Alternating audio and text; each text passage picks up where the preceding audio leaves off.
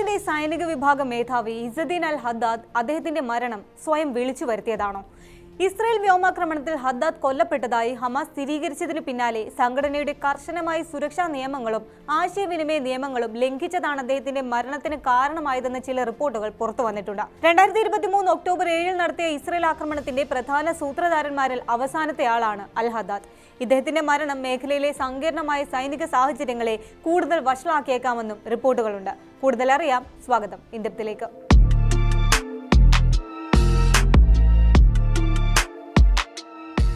ഹമാസിന്റെ സായുധ വിഭാഗമായ അൽ ഖസാം ബ്രിഗേഡ്സിന്റെ ഗസയിലെ കമാൻഡറായിരുന്ന ഇസ്സദ്ദീൻ അൽ ഹദ്ദാദ് ഗസ സിറ്റിയിലെ റമാൽ പരിസരത്ത് ഇസ്രായേൽ സൈന്യവും ഷിൻബത്തും ചേർന്ന് കഴിഞ്ഞ വെള്ളിയാഴ്ച വൈകുന്നേരം നടത്തിയ ആക്രമണത്തിലാണ് കൊല്ലപ്പെട്ടത്.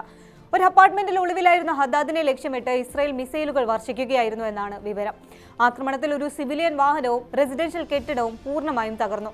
ഹദ്ദാദിന്റെ ഭാര്യയും മകളും ഉൾപ്പെടെ 7 പേർ കൊല്ലപ്പെടുകയും നിരവധി പേർക്ക് പരിക്കേൽക്കുകയും ചെയ്തിട്ടുണ്ട്. ഹമാസ് വക്താവ് ഹാസിം ഖാസിം സോഷ്യൽ മീഡിയയിലൂടെയാണ് അദ്ദേഹത്തിന്റെ മരണം സ്ഥിരീകരിച്ചത്. കഴിഞ്ഞ ഒക്ടോബറിൽ ഒപ്പുവെച്ച താൽക്കാലിക വെടിനിർത്തൽ കരാറിന്റെ നഗ്നമായ ലംഘനമാണിതെന്നാണ് ഹമാസിന്റെ ആരോപണം. ഇതിന് പിന്നാലെയാണ് സുരക്ഷാ മാനദണ്ഡങ്ങളിൽ അദ്ദേഹം വരുത്തിയ വീഴ്ചയാണ് ആക്രമണത്തിലേക്ക് നയിച്ചതെന്ന മാധ്യമ റിപ്പോർട്ടുകൾ പുറത്തുവരുന്നത്.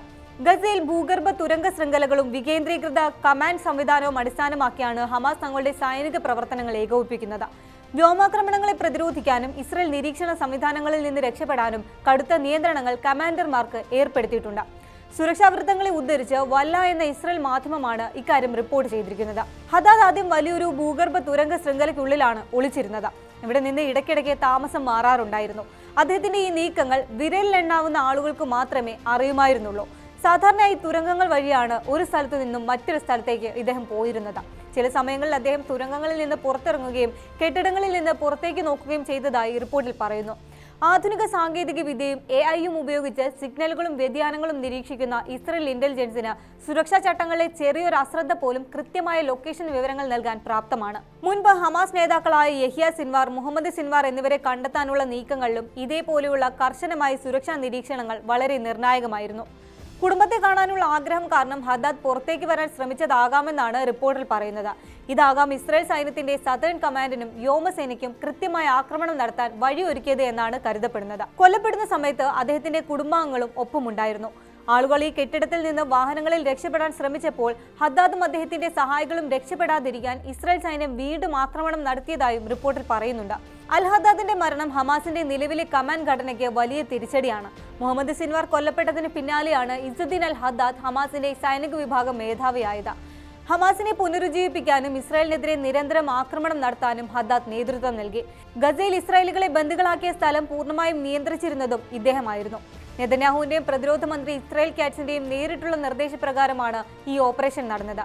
ഒക്ടോബർ 7 കൂട്ടക്കൊലയിൽ പങ്കെടുത്ത എല്ലാവരെയും ഇസ്രായേൽ വേട്ടയാടി പിടിക്കുമെന്ന സന്ദേശമാണ് ഇതിലൂടെ നൽകുന്നതെന്ന് Israel army chief of staff general Eyal Zamir വ്യക്തമാക്കി. ഹമാസിന് വേണ്ടി ഏറ്റവും കൂടുതൽ കാലം പ്രവർത്തിച്ച കമാൻഡർമാരിൽ ഒരാളാണ് കൊല്ലപ്പെട്ട ഹദ്ദാദ്. 1980കളിൽ ഹമാസ് രൂപീകരണ ഘട്ടത്തിൽ തന്നെ അദ്ദേഹം സംഘടനയിൽ ചേർന്നിരുന്നു. ഹമാസിന്റെ പരമോന്നത കമാൻഡർമാരുടെ സമിതിയായ മിലിറ്ററി കൗൺസിലിൽ അംഗമായിരുന്നു. ഇസ്രായേൽ സൈന്യത്തെ പ്രതിരോധിച്ച് ഗസയിൽ അവശേഷിച്ചിരുന്ന ഒരേ ഒരു മുതിർന്ന ബ്രിഗേഡ് കമാൻഡറായിരുന്നു ഇദ്ദേഹം. അമേരിക്കയുടെ മധ്യസ്ഥതയിൽ നിലവിലുള്ള താൽക്കാലിക വെടിനിർത്തൽ ചർച്ചകളെയും സമാധാന ശ്രമങ്ങളെയും ഈ സംഭവം സാരമായി തന്നെ ബാധിച്ചേക്കാം. ഹമാസിന്റെ സൈനിക കമാൻഡ് പുനഃസംഘടിപ്പിക്കാനുള്ള ശ്രമങ്ങൾക്കും ഇത് വലിയ തിരിച്ചടിയാണ്. അൽ ഖസാം ബ്രിഗേഡ്സ് വരും ദിവസങ്ങളിൽ ഇസ്രായേലിന് നേരെ ശക്തമായ പ്രത്യാക്രമണം നടത്താനും സാധ്യതയുണ്ട്.